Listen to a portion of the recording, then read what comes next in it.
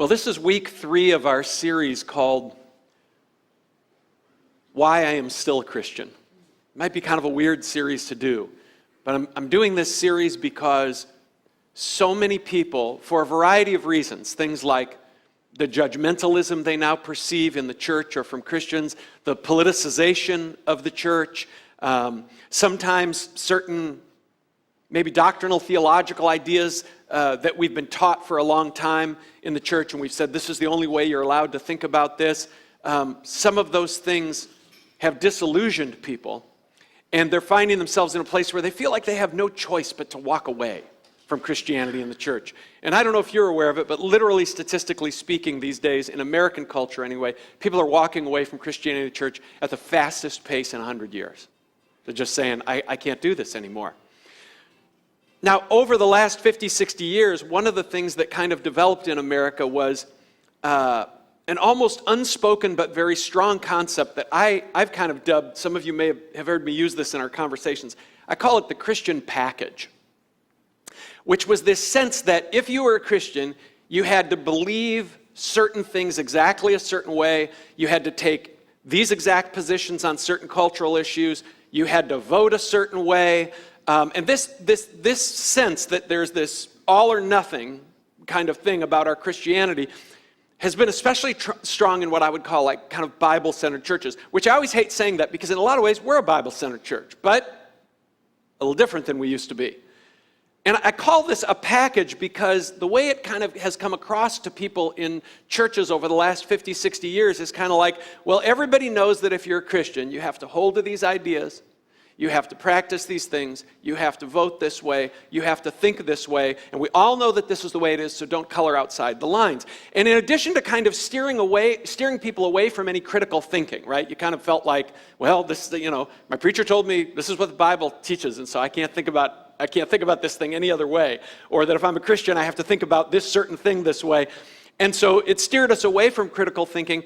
But I also think the most unfortunate consequence of this sense of kind of the Christian package is that now that the lid is off the box, because now the lid is off the box and people are asking questions and people are saying, I think there are things I want to think about and things I have questions about and maybe even things that as Christians we've gotten wrong. So now that the lid is off the box,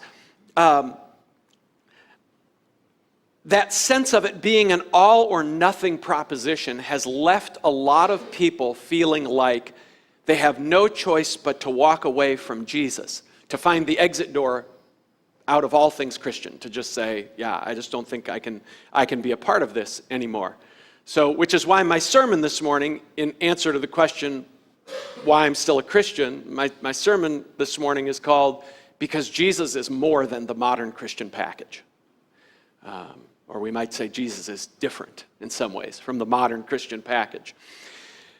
But I think in a moment like the one we're in order to not lose Jesus, in order to not lose our faith, in order maybe to help other people not lose their faith, we need to distinguish between three things. We need to distinguish between Christ, the church, and Christianity. Christ is the Word of God, the eternal mystery of God made flesh and come among us. The church is the community of the baptized who believe and confess that Jesus is the revelation of the heart of God and that he is the redemption for the people of God. And Christianity is the religion of beliefs and practices that the church has developed around Jesus. Brian Zahnd quips that God gave us Jesus, Jesus gave us the church, and the church created Christianity. If you read a little bit of history, one of the things you realize is that the Christian religion, and I didn't used to know this, has actually varied a lot over the centuries. In the particulars of its beliefs, in its views on the issues of the day, in its religious practices, in its emphases. So let me say it less gently, though. No Christians or denominations or theologies or particular church leaders at different points in history have gotten everything right. Period. But the modern Christian package has kind of said, this is it, it's all right. We do have it right, perfectly right, finally now, so don't think about it, The Apostle Paul, the guy everyone wants to quote to prove their viewpoints, said things like this. now we see through a glass darkly, and only then will we see face to face. In other words, now we have clarity on some things, but we don't have complete clarity. That's only going to come later. Or Paul, for example, said this, one of my favorite humble Pauline quotes. He said, "The person who thinks he knows everything should take heed, for he does not yet know as he ought." So that's Paul, and what he possesses is, like I want to say to people, that's Paul, right? Like Paul, the guy who says like, yeah, I don't know everything, and we don't have it all figured out, and we're only going to get perfect clarity later. Have you ever read the end of the book of Romans? Romans 14, they ask Paul all these questions about like, is it okay to eat this, drink this? What about these holy days, blah, blah, blah. And Paul doesn't come back and say, I figured all that out and here's the deal. He says, you're going to have to sort that out. But do it in faith with your eyes on Christ. And you go, oh, it's kind of interesting. He doesn't give them this sort of ironclad answer. What Paul possesses, he possesses this humility that allows him to keep pondering things. And what we need to ponder is whether the ideas that we have built into Christian faith or into the Christian religion represent well the Jesus that we find walking across the pages of Matthew, Mark, Luke, and John. We have to kind of be continually asking that. Like, does these ideas we have, or these things that we say this is the way it is, or the way we look at these people, like, does this sound like Jesus? Does it smell like Jesus? Does it talk like Jesus? I was talking with a guy recently who has exited the Christian faith as far as he's concerned. I always like to think, well, God's not done with any of us, but as far as he's concerned, he's done. And he's done because he was involved in a group of Christians that in the last few years became heavily political in a certain way, and they essentially told him that if he didn't support this party, have allegiance to this leader, and think in lockstep on all these items, then he wasn't really a Christian. And so he said, because what he wasn't able to do was distinguish between Jesus, right, and all these ideas that everybody says, well, this is what Christianity is. And so he said, well, if that's the case, his conclusion was, well, then I guess I can't be a Christian because I can't in good conscience, agree with some of those things. We have a couple in our neighborhood who used to go to our church in the very early years. I mean, we've been around a long time, so this is a long time ago. And they initially quit going for a variety of reasons, busyness with their business and all kinds of stuff. But then over the years, the husband, who's a great guy, he started wrestling with some questions about Christianity. He started wrestling with some things in the Bible. He started wrestling with some of the attitudes he saw Christians having. And eventually he concluded that he wasn't coming back to church. He wasn't coming back to the Christian thing. And we run into each other from time to time, and we have these great conversations. And just this last week, they were on a walk in the neighborhood, and Linda and I were outside. And so we were having this great, fun conversation with them in our driveway. And he always asks me about LifeSpring's journey because he's a little intrigued.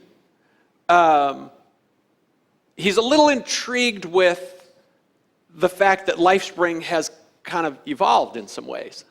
Because from his vantage point, he's like, Christians don't do that.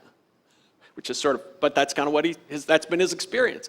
So we're having this conversation, and so I'm kind of telling him about some of our evolutions, and I told him about how at LifeSpring Church, we made these decisions that we were going to be accepting and inclusive of LGBTQ folks, and I'm just giving you this as an example. And he looks at me, this is a great guy, and he says, that's the number one reason I'm not in church right there. He said, because what I've been told is that if I'm going to be a Christian, I have to pass harsh judgment on these people. And he said, I just won't do it. He said, that's the number one reason. But again, my friend, what he also has not been able to kind of completely distinguish is that we can separate Jesus from the Christianities that we've kind of built around him. So, if he were ever to come back to his faith, ever to come back to Christ, he would have to be able to make that distinction, because what he's been told is it's a package, right? And it's kind of this all or nothing proposition. Now, one of the very interesting things about the moment that we're in is that oftentimes people in the broader culture are very ready to have conversations about dignity and equality regarding women, various racial and religious communities, the LGBTQ community, while Christians have kind of gotten a reputation now for resisting those conversations. And one of the things I see happening is people with a strong history of love for Jesus getting frustrated and disappointed in the church's response to these things and saying, you know what, I'm just going to take this whole Christian thing I've had and I'm going to put it off to the side and I'm just going to go and work on these causes and I'm just going to try to go and do some good that helps to champion the dignity of human beings and bring about more equity for people. And I don't know what to do with the Christian side of that, but I'm just going to go do this. They kind of feel like Christianity is such a mess and the church is so disappointing that they don't really want to do it anymore. And I'll tell you, 30 years ago when we planted this church, nobody felt that way, but this is the moment we are in, and you're going to see a lot more of this frustration arising in people. But so all that was the introduction only to my sermon. It's true. But here's what I want to say to you this morning. I'm not willing to give up Jesus. I know it can be tempting to just say, well, it doesn't need to be a Jesus thing. It can be just a work for the good, take up the cause thing, and I don't know what to do with the Jesus piece of that. But I'm not willing to give up Jesus because Jesus is to me what no one else is. And Jesus has brought to me and brings to me things that no one else can. And I'd like to share just a handful of those with you this morning. Are you ready? So here's the first one. Jesus brings to me a vision of the restoration of everything. And I don't know anybody besides Jesus who has that big a vision. And you know, we haven't really understood this in the modern church. But in the last few years, as I've read more of the early church fathers, I realized, oh my gosh, like, they didn't think like, yeah, Jesus came and he's rescuing a few of us and then everybody else, and the rest of the world. And, like they were like, no, he's restoring everything. Some of you have heard me talk about this. They use this word that Peter uses in Acts 3 when he's preaching, this word apokatastasis. Peter says, when the restoration of all things comes. And you go, oh. It's like when Jesus talks about the present age and then he says, but in the new age, in the coming kingdom, right? So, and you say, well, these early church fathers, where did they get this idea that God was going to restore everything? Well, they got it from the New Testament, shockingly. They got it from Jesus and the apostles, but we haven't heard those things in the New Testament that way because we were given different lenses in how we read the New Testament. But let me give you a couple of examples. In Romans 8, there's this beautiful poetic passage where Paul describes the whole creation as being like a woman in labor about to give birth to a beautiful child. And he says, she's just groaning because she knows the beauty of this child is coming. And she can't wait, the whole creation can't wait to be brought into this glorious beauty and freedom of the sons and daughters of God. Paul's saying, like, we're already tasting it, but the whole creation is going to get in on this thing. There's going to be this massive restoration. Or in 1 Corinthians 15, Paul says, when he's talking about this great reversal, this great restoration that God is bringing about through Christ, in 1 Corinthians 15, he says, just as how in Adam all die, so in Christ all will be made alive. Oh. I thought it was just some. As my acquaintance Brad Jerzak likes to say, all means all. Now, you can make of that whatever you want theologically. I'm not telling you what to believe about that. But what I am telling you is that the vision that the apostles got from Jesus and that they passed on to the early church was this thing that, like, man, it's all getting turned around. It's all getting turned around. This huge vision of the restoration of everything. And in that same chapter, in 1 Corinthians 15, I won't take the moment. I was going to read it to you, but I won't take the time to open it up and read it to you. But that same chapter in 1 Corinthians 15, Paul describes this time that's coming. And he says this time is going to come, the time of the end, when Jesus is going to take the kingdom, by which he means like everything now restored, and he's going to hand it over to God the Father. And Jesus is going to bow down to the one who put everything under him for a time. And then he says he's going to do this so that now, at that point, God may be all and be in all. Everything, the whole creation, filled with God, fully restored. So you say, well, why is that a big deal, Pastor Fran? Well, for me, it's a big deal for some very personal reasons. First of all, it just brings about this crazy hope for me. Like, the world is a mess. We all know that. And the mess often feels overwhelming, doesn't it? We look and we say, man, are we as human beings ever going to stop screwing this place up?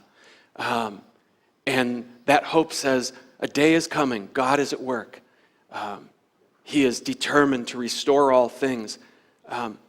It also shapes my thinking about what Christianity is about. So a lot of us were taught that we just needed to get saved and catch the rapture bus off the planet before Jesus comes back to napalm the whole place and cut down all the bad people. That's what we were taught. That was 1970s eschatology. The late great planet Earth. Some of you may have read that. I read a great book in 1988 called 88 Reasons Jesus Will Return in 1988.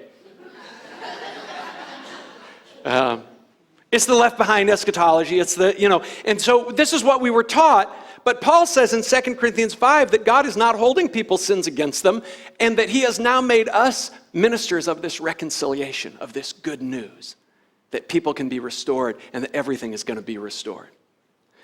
And I tell you, the other thing that this vision of the restoration of all, and I'm going to just suck at putting this into words, but the other thing this vision of the restoration of all things has done in me is it changes how I see people. Have you ever had anybody ever had any conflict with people? Anybody?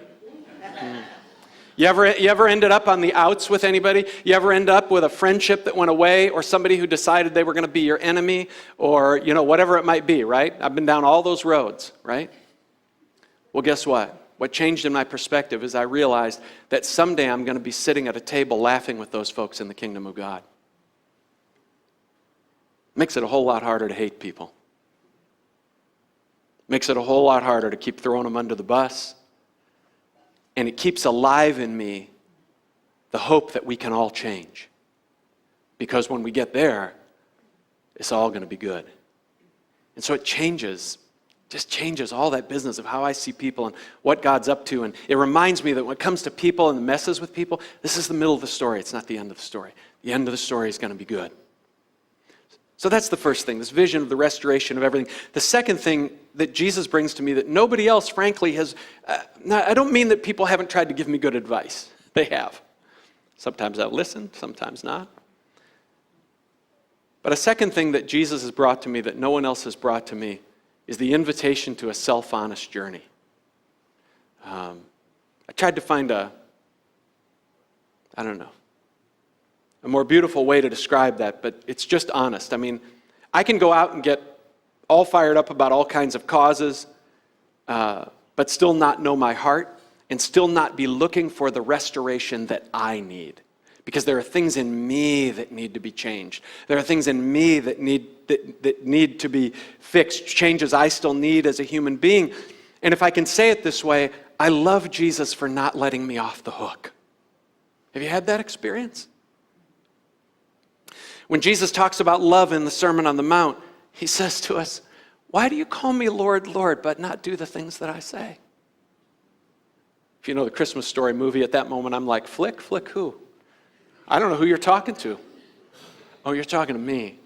Yeah, why do you call me Lord, Lord, but you're not really listening?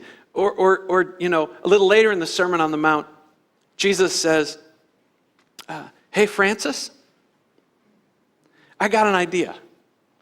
How about if you get that really big log, how about if you work on pulling that sucker out of your eye, that thing you need to deal with, the stuff you've got going on here and here. How about if you deal with that so that then you can see a little more clearly? Because if you can actually see a little more clearly, you might actually be able to help your brother and sister who might need some help in their journey as well. Because here's the thing, we walk around most of the time with this assumption that we see everything right, but the truth is that we struggle tremendously with blindness as human beings. Like we think, oh yeah, I got a good beat on everything, I see everything right. But there are all kinds of things I haven't seen right. Some of you have heard me tell the story about in the early years of our marriage. I was finally hearing some good Christian teaching that was saying like, hey, the Lord wants to help you understand your heart and see your own motives and make the changes here that you need to make.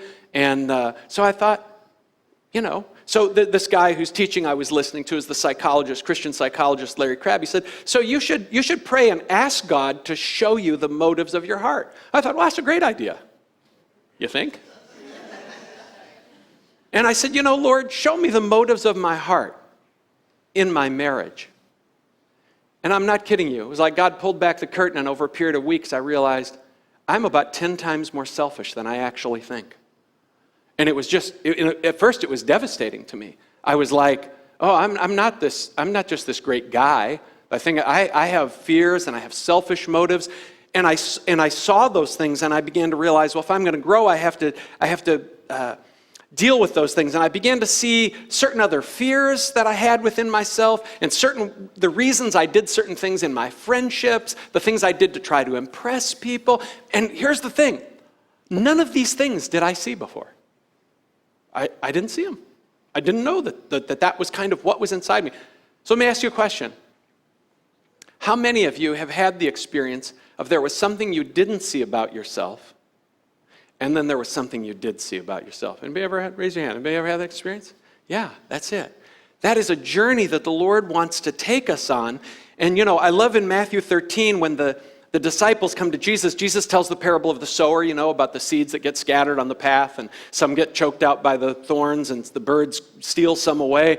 And he tells this parable, and the disciples come to Jesus, and they say, why don't you just speak plainly to the people? Why do you tell these stories? And Jesus' answer essentially goes like this. He says, well, you guys have been hanging around with me, so I've been doling out to you the mysteries, the secrets of the kingdom. You've been kind of getting the inside track. But this is how he describes the crowd. He says, seeing they do not see, and hearing they do not hear. And what Jesus essentially says, what I'm trying to do is get them to lean in and wonder about what they are not seeing, because what I want to do is I want to open their eyes so that they, and then he says the most curious thing. I used to think it was terrible. He says, to those who have, more will be given. But to those who have not, even what they think they have will be taken away. And I used to think, that just sounds mean. But what Jesus is saying is, if you get on the seeing journey, if you become a person who starts to you say, Lord, I want to know my heart. I don't want to hide from myself. Jesus says, once you start seeing, this is what's going to happen. And I'm telling you, my journey attests to this over the last 20, 25 years. You're going to see more and more and more. And where that's going to lead you is that you have the possibility to become more whole and more free, because you're not living that duplicitous life of sort of, you got one set of stuff going on inside that's driving you, but you don't really see it. And then out here, you're kind of, living whatever you're trying to live with people. And so I'm just so grateful that Jesus calls me to this self-honest journey, because I can tell myself all kinds of things. Jesus is like a doctor who really wants you to be healed up, and he's more determined than you are to get you there. And it's an amazing thing. And then third, I'll just share with you that I will never give up Jesus, because Jesus has brought and brings healing to my soul. So, life does a number on us, and by the time we all get into adulthood, and sometimes because of things that happen in adulthood, we find ourselves with all kinds of baggage, with all kinds of ways of looking at things that are skewed, and ways of relating to people that are broken. I came into adulthood with some pretty good wounds from childhood. It wasn't really my parents. I came from a good family. It was other stuff that happened. And even though in my 20s and 30s I was finding this faith in Jesus, and it's almost embarrassing to say out loud, maybe particularly as a man, I have this view of myself as fairly worthless. My 20s and my 30s, even after we began this church community, I was striving. I was trying to be somebody. I was trying to make myself feel that I was somebody, and make other people feel that I was somebody. And I just had very little sense. And some of you either can relate to this in the past or maybe in the present. I just had very little sense of who I really was. Maybe that sounds weird to say out loud, but I just really, I was trying to figure out who I was. I was projecting that I was this or that or the other thing to people, but I really had very little sense of who I was and who God made me to be. And when that's the case, what we do is we fashion various false selves for ourselves. We think, well, what I need to be in order to survive is this, or what I need to be for people to like me is this, or what I need to be to feel important is this. And again, back to what I was just talking about, we kind of don't see the motives of our hearts. We're kind of moving and flowing in these things. And Jesus' answer to this is to love us with the truest love imaginable and to come and make his home in us. It's so personal that, when I think about preaching stuff like this, honestly, guys, forgive me, but I picture a bunch of the guys in the room kind of going, oh yeah, here we go. It's all about the love thing and experiencing the love of God and opening up my heart and all those kind of things. But here's the thing. It's really quite remarkable when you think a bit about it. You get to have the one in the universe who knows exactly how you're broken, who knows your broken places, and who knows what you were made to be, come and live in you 24/7. Jesus talks about this. In John chapter 14,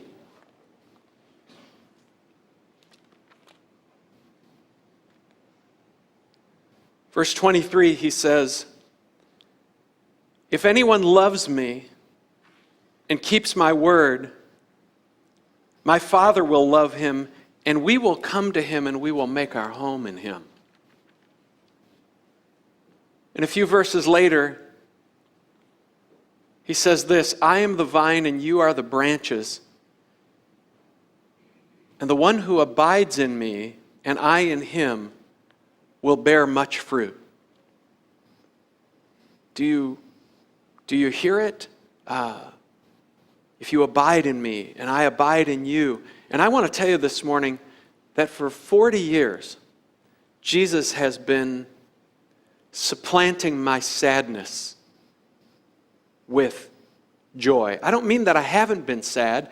We're going to be continually sad in this life. We're going to have a continual stream of losses. There are always going to be hard things, but those hard things are either going to destroy us, or we're going to seal off our hearts and so that we don't feel anything anymore, or Jesus dwelling in us is going to continue to remind us that there is goodness and life and joy alongside those things in this life.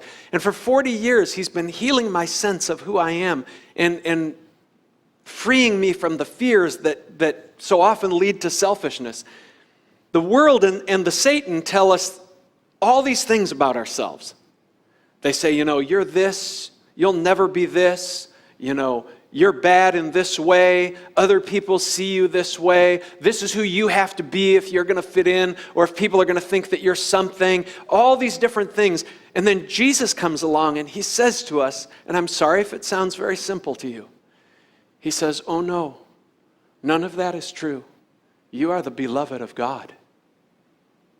All of that other stuff, that's a lie. You are the beloved of God. This is your identity. This is who you are. And you see, no one can do this but God. This is why I say, even, and you guys know me, I'll get caught up in the ideology and the causes and the arguments and the debates. But I need these things from Jesus because nobody can do this in me, what I'm describing, except God. Because it's not just a matter of ideas, it's a matter of communion. If you abide in me and I abide in you. In 1 John chapter 1, John describes, after he describes the beauty and glory they encountered directly in the person of Jesus, right? They walked with Jesus. And he describes the beauty and the glory. I don't know if you know that passage. Our eyes beheld him and our hands touched him, And after he describes that, this is what he says. He says to his readers, he says to us, I'm telling you this because what we have now is communion with the Father and the Son. Communion. And we want you to have this communion also. Really it's being wounded instead of loved that has done us in. And the lie laced into all that we carry around into adulthood is that a great love is simply not available. That's really the lie that we carry around, is that a great love, when we're little children, we naturally think we want to be loved and we will be loved. And then life chips away at that and chips away at that. And every one of you, I don't have to describe that to you, know the experiences that I'm talking about. And eventually what we conclude is apparently no great love bigger than all these chippings away, bigger than all these pains and wounds. Apparently no great love that big, that's bigger than all these things, exists and is available. And I'm sorry to have to tell you this morning, because if you struggle to take hold of the love of God for yourself, this might sound harsh, but all of that is a lie. The truth is that the great love is available. And that this great love is the only thing that can heal you and lead you toward greater freedom and wholeness. It is. It is. You can run down all the other roads and chase all the other things, but that's it. And so I want to tell you this morning that I need Jesus, because Jesus has been and is the healer of my soul. And I will tell you with full confidence this morning that this is who he wants to be for you in the deepest and most personal places of your being. So I'm going to end this message this morning in a way that might seem a little bit strange, but I'm going to invite you to stand up, if you would, and close your eyes. And I just want to invite you to take your hands and cross them across your chest like this, as if to say to the God who is present here this morning, as if to say to the Lord, my soul. I need to understand my soul, Lord. I need healing for some things in my soul. And I'm just going to invite you to kind of, in your heart and mind, pray this prayer with me. Lord, I invite you in. I know I'm wounded, and I know you came to heal me and to make me free.